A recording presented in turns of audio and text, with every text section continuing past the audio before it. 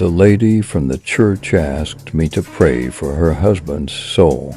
I said, "Of course. When did he die?" And she answered, "Tomorrow." No child should die alone. That's why I decided to let my son invite some friends over. Someone started having a coughing fit at my workplace. The problem is that I work alone in a morgue. Never knock on your door from the inside at dawn. The devil can knock on the outside. These macabre stories and others that can't be told on the channel, you'll see in the Cursed ebook. The link is in the comments. Buy it now.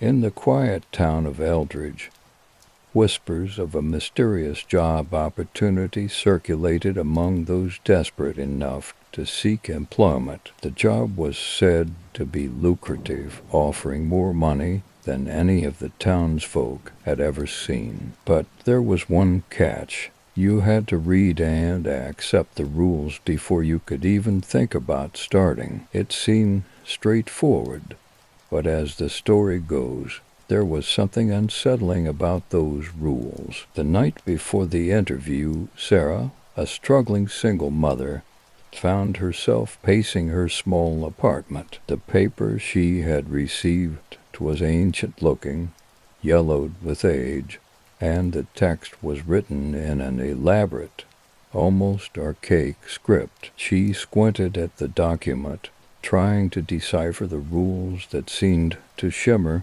with an unsettling, otherworldly glow. As Sarah read the first rule, a chill ran down her spine. Never speak of the job to anyone outside of this document. She brushed it off as a standard confidentiality agreement, but an inexplicable dread seeped into her mind. Each rule that followed grew more peculiar and disturbing. Rule number 2 instructed her to always be alone. When reading these instructions, Sarah glanced nervously around her dimly lit room, the shadows seeming to lengthen and twist in the corners. The third rule sent a shiver through her. Ensure all electronic devices are turned off and disconnected from any networks before proceeding. Sarah reluctantly complied, her fingers trembling as she shut down her phone and computer. The silence that followed was oppressive, the kind that seemed to amplify every creak and groan of her old apartment building. Sarah's heart raced as she continued to read. Rule number 4 warned, "If you sense a presence, do not turn around." She scoffed at the absurdity, but a cold sweat broke out on her forehead. She could almost feel an invisible gaze on her, sending her nerves into overdrive. Her breath came in shallow bursts as she fought the urge to look behind her. The fifth rule was a stark reminder of the job's ominous nature. Once you accept the job, you must follow every directive exactly as stated. Failure to comply will result in immediate termination, and the consequences of noncompliance are not mentioned here. Sarah's hands shook uncontrollably as she read these words, her mind racing with the potential horrors of the unknown. As she reached rule number 6, her vision blurred and her thoughts became erratic. The rule stated, every time you disobey a directive, something precious will be taken from you. Sarah's mind flashed to her son, the only thing of value she had left. Fear gripped her heart as she imagined what could be taken from her if she made a mistake. The 7th rule warned, do not attempt to contact previous employees or investigate the company's history. Sarah's curiosity was piqued, but she hesitated. The company was shrouded in mystery, and the secrecy only deepened her unease. She couldn't shake the feeling that there was something deeply wrong, something that defied rational explanation. Rule number 8 instructed her to keep a written log of all actions and thoughts related to the job. The thought of documenting every detail of her interactions to this enigmatic employer seemed almost as eerie as the job itself. She wondered why such meticulous records were necessary and what purpose they might serve. The very nature of the job seemed designed to sever connections with the outside world, making her feel like a prisoner in her own life. The 10th rule took her breath away. If you are visited by anyone claiming to be from the company, do not let them in. Sarah's heart raced at the thought of strangers knocking on her door. The isolation was becoming more pronounced, and the feeling of being watched grew stronger. As Sarah reached Rule 11, she noticed an unsettling change in the text. The script seemed to writhe on the page, as if alive. The rule read, "The office will appear differently each time you visit.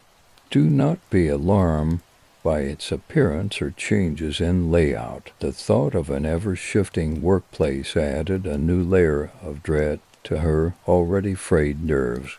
Rule 12 instructed her to never bring personal items into the office. Sarah's thoughts drifted to the few cherished possessions she held dear. The idea of leaving her personal life behind felt like a violation, a stripping away of her identity. The 13th rule was cryptic and chilling. Do not attempt to leave the office during your shift. The building is not what it seems. Sarah's mind raced with the implications. What kind of job required such draconian restrictions? The mere suggestion that the building itself might be a living entity was almost too terrifying to contemplate. By Rule 14, Sarah was on the brink of panic. The rule stated, "You must never acknowledge any discrepancies between reality and what you perceive during your shift." The thought of encountering distortions in reality while being forced to ignore them was a nightmare made flesh. Rule 15 was the most disturbing yet. If you hear your name called, do not respond or look for the source. Sarah's pulse quickened at the thought of an unseen entity attempting to lure her. The idea of being drawn into some dark trap was almost too much to bear. As she read Rule 16, her eyes widened in horror. All actions are recorded. Attempts to destroy or alter recordings will result in severe consequences. The sense of being constantly monitored was suffocating. The omnipresence of the employer's scrutiny felt like a noose tightening around her neck. Rule 17 instructed, never attempt to leave the job before your assigned shift is complete. The thought of being trapped, unable to escape even if she wanted to, was a source of deep anxiety. The job seemed like a prison with no chance of release. The 18th rule was almost too surreal to accept. If you encounter another employee, do not engage in conversation or make eye contact. The isolation was absolute, and the fear of other people, strangers, or worse, being part of this dark scheme was overwhelming. Sarah's fear escalated with Rule 19. The company's true purpose is not to be understood. Acceptance means submission. The idea that she would never fully understand the nature of her employment was both terrifying and maddening. Rule 20 advised, if you are required to perform a task that seems illogical or dangerous, you must comply without question. The idea of being forced to undertake dangerous or irrational tasks made her stomach churn. The thought of having to blindly follow orders without regard for her safety was a chilling prospect. As Sarah read the final rules, the enormity of her predicament settled over her like a shroud. Each rule was designed to strip away her autonomy, leaving her a mere puppet in a sinister game. The final rule read, "Upon completion of the job, you may not leave immediately. You must await further instructions." The prospect of an indefinite entrapment left her feeling hopeless and trapped. Sarah's hands shook as she finished reading.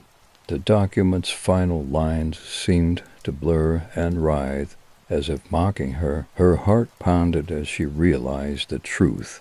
Accepting the job meant entering a realm of darkness and control from which there might be no escape. The rules were not mere guidelines, they were chains that bound her to an unholy pact. As she closed the document, she felt a cold, unseen hand grip her heart, and the shadows in her apartment seemed to grow darker, more alive, as if anticipating her inevitable descent into the unknown. Until next time, thank you